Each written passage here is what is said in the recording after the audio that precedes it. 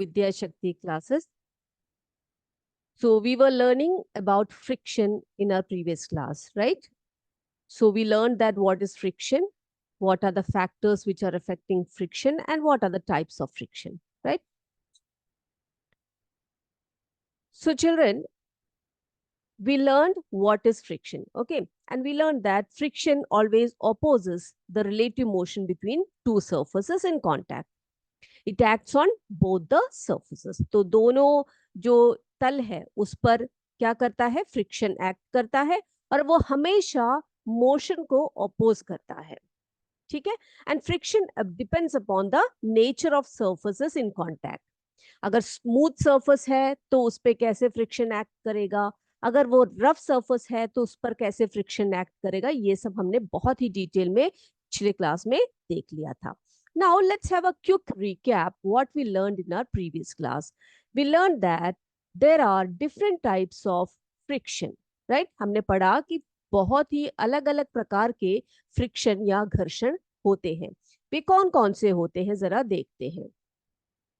So types of friction, there are four primary types of friction. तो friction जो है या घर्षण जो है वो मुख्य रूप से चार प्रकार में होता है. वो कौन कौन से घर्षण होते हैं बेटा. पहला हमने पढ़ा कि स्टैटिक फ्रिक्शन होता है. स्टैटिक फ्रिक्शन में क्या पढ़ा था हमने, it acts on objects at rest opposing the force that would initiate movement. है ना. वो ऐसे ऑब्जेक्ट्स पर एक्ट करता है जो स्टैटिक फ्रिक्शन है. वो किस पर एक्ट करता है बेटा, opposing the force that would initiate movement. यानी कि ऐसे एक फोर्स को अप्लाई करेगा जिसमें कि मूवमेंट को इनिशिएट करेगा. ठीक है. तो ऐसे फ्रिक्शन को हम कहते हैं स्टैटिक फ्रिक्शन. तो स्टैटिक फ्रिक्शन क्या है, it acts on objects at rest opposing the force that would initiate movement. ठीक है. चलिए अगला दूसरा जो टाइप ऑफ मूवमेंट है वो हमने पढ़ा है स्लाइडिंग फ्रिक्शन. ये स्लाइडिंग फ्रिक्शन क्या है. स्लाइडिंग फ्रिक्शन यानी it opposes motion when one surface slides over another. It is generally less than the static friction. Okay. अब देखो बेटा स्लाइडिंग फ्रिक्शन क्या होता है, वो क्या करता है, वो मोशन को अपोज करता है जब एक सर्फस दूसरे सर्फस के ऊपर स्लाइड ओवर करता है. ठीक है. यानी कि एक सर्फस से दूसरे सर्फस के ऊपर जब घर्षण होता है तो जो मूवमेंट होता है उसको क्या करता है, उसको अपोज करता है, उसको रोकने का कार्य करता है. तो ऐसे फ्रिक्शन को हम कहते हैं स्लाइडिंग फ्रिक्शन. ओके. और ये जनरली क्या होता है, स्टैटिक फ्रिक्शन से कम होता है. तो what is sliding friction? It opposes motion when one surface slides over another and it is generally less than the static friction. Now, the third one is the rolling friction. तो rolling friction क्या है बेटा, rolling friction में आप देख सकते हो यहाँ पे एक चित्र है जिसमें कि एक कार्ट के जो है व्हील्स लगे हुए हैं and the wheels easily move the cart. है ना, देखा है आपने. आप शॉपिंग पे जाते हो, शॉपिंग मॉल में जाते हो, आप कार्ट्स लेते हो या फिर कोई गाड़ी चला रहे हो तो उसके जो व्हील्स होते हैं वो क्या करता है, उस कार्ट को या उस गाड़ी को आसानी से आगे ले जाता है ना. तो rolling friction occurs when an objects roll over a surface and is typically less than static or sliding friction. अब देखो बेटा हमने स्टैटिक फ्रिक्शन भी देख लिया, स्लाइडिंग फ्रिक्शन भी देख लिया. अब इसमें देखो रोलिंग फ्रिक्शन में क्या होता है, जब एक ऑब्जेक्ट एक सरफेस के ऊपर रोल करता है. ठीक है. तो rolling friction occurs when an object rolls over a surface and it is less than the static and the sliding friction. तो ऐसे समय पर जो फ्रिक्शन वहां पर एक्ट करता है उसको हम कहते हैं रोलिंग फ्रिक्शन. ठीक है. चलिए then the last one is the fluid friction. तो फ्लूइड फ्रिक्शन में क्या होता है बेटा, fluid friction which is also known as drag. तो फ्लूइड फ्रिक्शन को हम ड्रैग के नाम से भी जानते हैं. तो it affects objects moving through fluids like I am sorry moving through liquids और गैसेस. ठीक है. तो गैसेस के ऊपर जो फ्रिक्शन एक्ट करता है जिसे हम ड्रैग कहते हैं उसी को हम फ्लूइड फ्रिक्शन कहते हैं. ठीक है. Depending on factors like speed, shape and the fluids property. तो फ्लूइड फ्रिक्शन क्या है बेटा, यहाँ पे देखो एक ऑब्जेक्ट है, ये जो ऑब्जेक्ट है it is moving through a liquid, ठीक है, एक लिक्विड से ये पास हो रही है। तो बेटा यहाँ पर डायरेक्शन ऑफ मोशन कहाँ पर है, इस तरफ को है, और फ्लूइड फ्रिक्शन कहाँ को एक्ट कर रहा है, उसके जस्ट ऑपोजिट साइड में वो एक्ट कर रहा है ना। तो fluid friction which is also known as drag, please note this term drag, जिसे हम फ्लूइड फ्रिक्शन कहते हैं, it affects objects moving through liquids और gases, depends upon the factors. कौन कौन से फैक्टर्स पर डिपेंड करता है बेटा, स्पीड पर, शेप पर एंड फ्लूइड्स प्रॉपर्टी, ठीक है, उस फ्लूइड की जो प्रॉपर्टी है उस पर ये डिपेंड करेगा। Is this clear? तो ये बिल्कुल आपको क्लियर हो चुका है कि there are different types of, basically there are 4 types of friction. वो कौन कौन से फ्रिक्शन हमने देखे, पहला हमने देखा स्टैटिक फ्रिक्शन, है ना। स्टैटिक फ्रिक्शन में देखा it acts on objects at rest opposing the force that would initiate movement. दूसरा स्लाइडिंग फ्रिक्शन है which opposes motion when one surface slides over the another one. And the third one is the rolling friction. It occurs when an object rolls over a surface and is typically less than the static or sliding friction. And the fourth one is the fluid friction, which is also known as drag, when an object moves through a liquid or a gas, ठीक है। तो इतनी बातें हमने बहुत ही अच्छी तरह से पढ़ लिया। Now let's see what are the factors affecting friction. तो हमने अभी क्या देखा, टाइप्स ऑफ फ्रिक्शन, है ना, types of friction.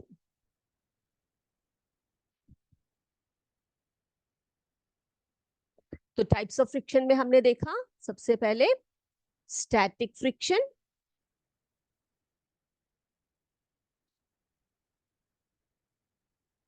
then the second one sliding friction,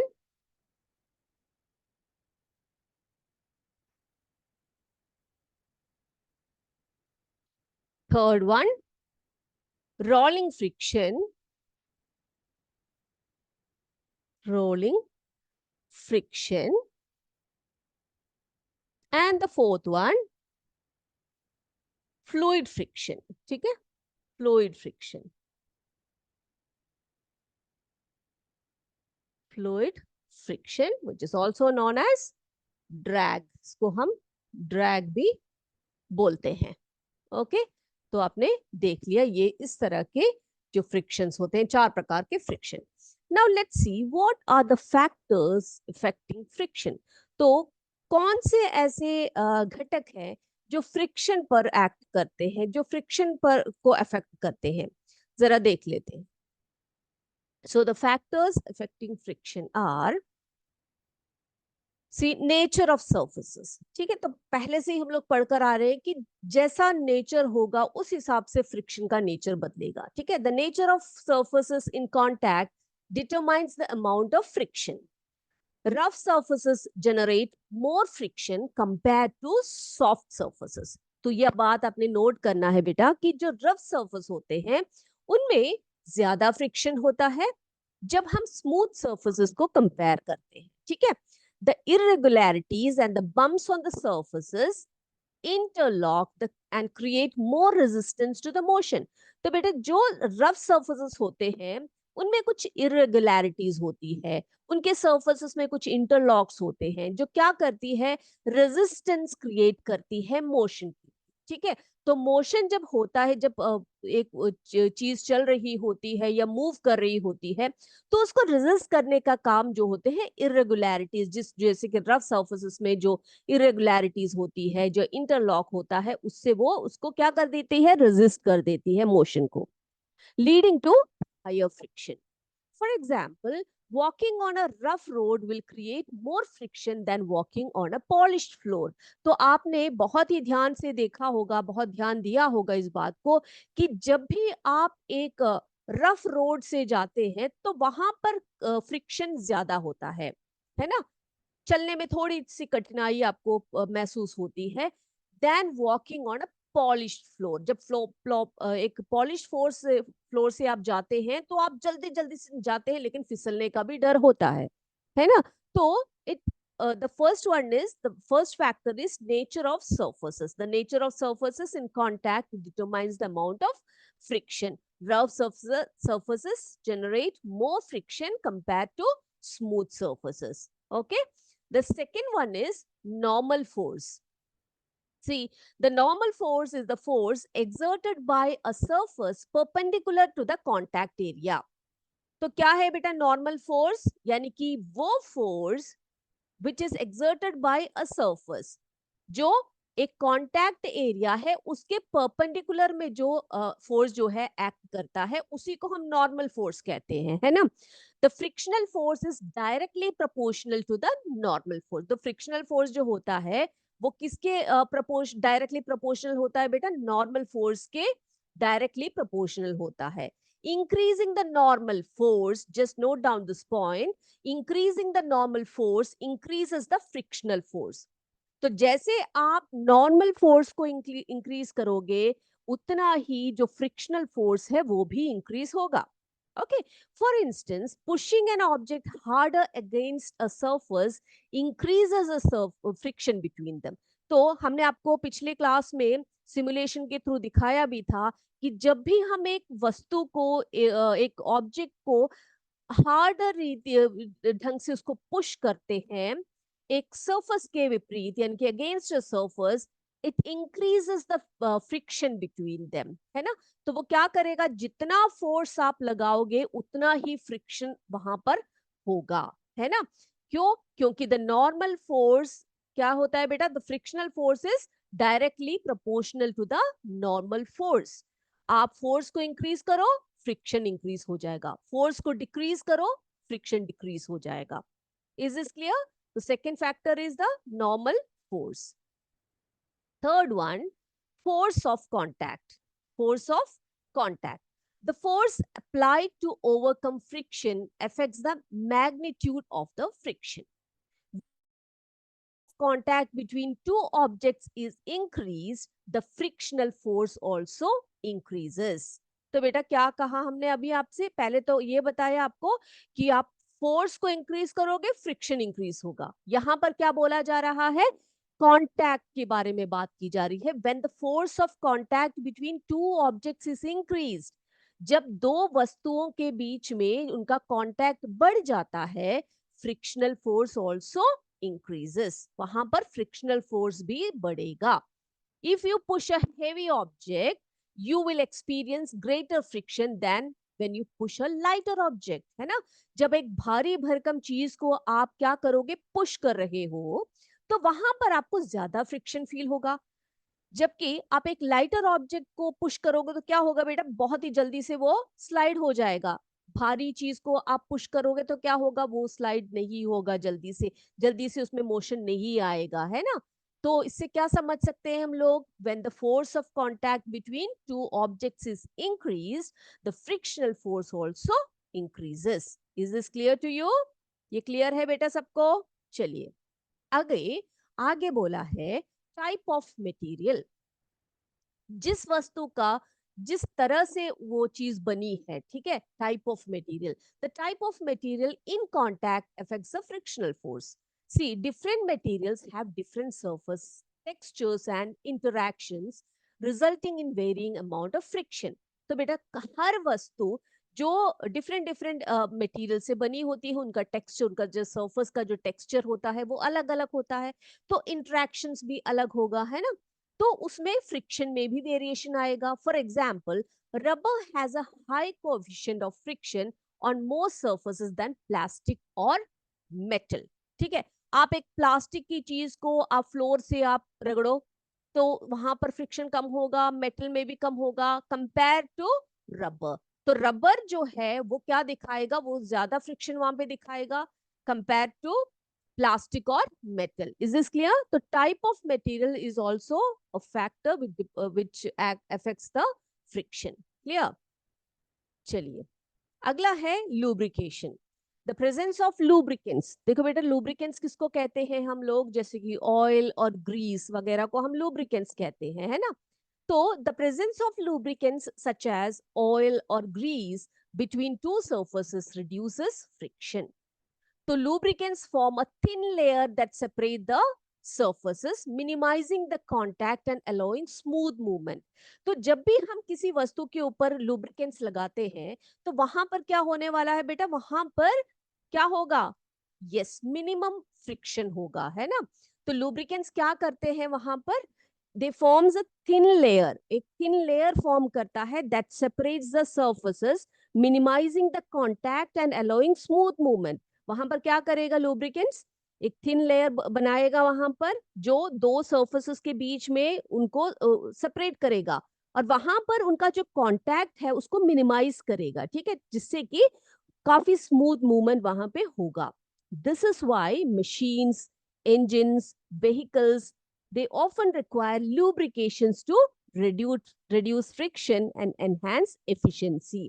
तो इसी कारण से हम लोग मशीन्स में, इंजन्स में, व्हीकल्स में, सब में किसका यूज करते हैं बेटा, लुब्रिकेंट्स का यूज करते हैं, ऑयल का या ग्रीस का यूज वहां पर करते हैं ताकि वहां पर फ्रिक्शन रिड्यूस हो जाए। ओके, चलिए अब temperature is an another factor which affects the friction. Temperature की अगर हम बात करें तो friction can be affected by temperature changes. In some cases an increase in temperature can reduce friction, such as use of lubricants that become more fluid at higher temperature, है ना। तो बेटा जब टेम्परेचर ज्यादा होता है तो फ्रिक्शन कम हो सकता है। क्यों, जब हम लुब्रिकेंट्स का यूज करते हैं, फ्लूइड का लुब्रिकेंट्स का यूज करते हैं, वो टेम्परेचर जब हाई होता है तो वो क्या हो जाता है, फ्लूइड रूप में आ जाता है। In another case an increase in temperature can increase friction, like when two objects expand due to heat. देखो दो, जब फ्रिक्शन होता है वहां पर हीट प्रोड्यूस होती है, हमने आपको बताया था, leading to greater contact between them, दोनों के बीच में बहुत ज्यादा कॉन्टैक्ट होता है, वहां पर टेम्परेचर इंक्रीज हो जाता है, तो वहां पर फ्रिक्शन जो है क्या हो जाता है बेटा, इंक्रीज हो जाता है। क्लियर, इतनी बातें क्लियर हो गई है सभी को। ओके बेटा, अब हम जाते हैं हमारे आ, यस, एक और है रिलेटिव स्पीड के बारे में। तो बच्चे रिलेटिव स्पीड क्या होता है, रिलेटिव स्पीड यानी कि at which two surfaces move relative to each other can impact friction. Generally the higher the relative speed, जितना रिलेटिव स्पीड बढ़ेगा द ग्रेटर द फ्रिक्शन, ठीक है, जितना रिलेटिव स्पीड होगा उतना ही फ्रिक्शन बढ़ेगा। For example, when driving a car at high speed, the friction between the tires and the road increases. तो जब गाड़ी, आप एक गाड़ी को चला रहे हो, एक कार को ड्राइव कर रहे हो, कितने हाई स्पीड में उसको चला रहे हो आप, तो क्या होगा बेटा, वहां पर जो रोड है और जो आपके टायर्स है उनके बीच का जो फ्रिक्शन होगा वो कैसे होगा, वो इंक्रीज हो जाएगा, है ना। तो इसीलिए रिलेटिव स्पीड ऑल्सो इंक्रीजेस और डिक्रीजेस द फ्रिक्शन। ठीक है, इतनी बातें सभी को क्लियर हो गई है बच्चे। चलिए एक बार हम लोग एक और बात देखते हैं, which are the factors affecting friction. The first one is the nature of surfaces, है ना। हमने देखा कि अगर रफ सरफेस है it generates more friction compare to smooth surfaces. दूसरा हमने देखा नॉर्मल फोर्स के बारे में, क्या बताया आपको, increasing the normal force increases the frictional force. और फिर हमने आपको बताया फोर्स ऑफ कांटेक्ट, है ना, when the force of contact between two objects is increased the frictional force also increases. Then type of material, type of material में हमने देखा the type of material in contact affects the frictional force, है ना। तो अगला है lubrication. Lubrication के बारे में क्या बताया बेटा, लुब्रिकेंट्स जो होते हैं जैसे ऑयल और ग्रीस वगैरह जो होते हैं, they form a thin layer and separate the surfaces, minimizing the contact of allowing smooth movement, है ना। इसीलिए हम मशीन्स में, व्हीकल्स में सब किसका यूज करते हैं, लुब्रिकेंट्स का प्रयोग हम करते हैं। देन टेम्परेचर, टेम्परेचर के बारे में आपको बताया मैंने कि टेम्परेचर जो है it can reduce the friction. जब लुब्रिकेंट्स का यूज करते हैं तो हम लोग वो ज्यादा फ्लूइड नेचर में आ जाता है, तो हायर जो टेम्परेचर होता है तो मोर फ्लूइड हो जाते हैं और फ्रिक्शन लेस हो जाता है वहां पर, है ना। जो अनदर केस बताया आपको, उसमें क्या हुआ था, टेम्परेचर को इंक्रीज करने पर फ्रिक्शन भी इंक्रीज हो रहा है। जैसे कि आप क्या करते, जब दो चीजें जब आपस में रगड़ती है तो वहां पर हीट प्रोड्यूस होती है, टेम्परेचर इंक्रीज होता है। देन रिलेटिव स्पीड के बारे में बताया, जिसमें कि आपको बताया कि जितना हायर रिलेटिव स्पीड होगा उतना ही ग्रेटर फ्रिक्शन होगा, है ना। ये बात भी आपको क्लियर हो गई है। तो हमने आज देखा टाइप्स ऑफ फ्रिक्शन में कि चार प्रकार के फ्रिक्शन हैं, और वो चार प्रकार कौन कौन से हैं हमने देख लिया। Static friction, sliding friction, rolling friction, fluid friction which is also known as drag, है ना। ये सब हमने बहुत ही अच्छे तरीके से देख लिया है बच्चों। अभी आप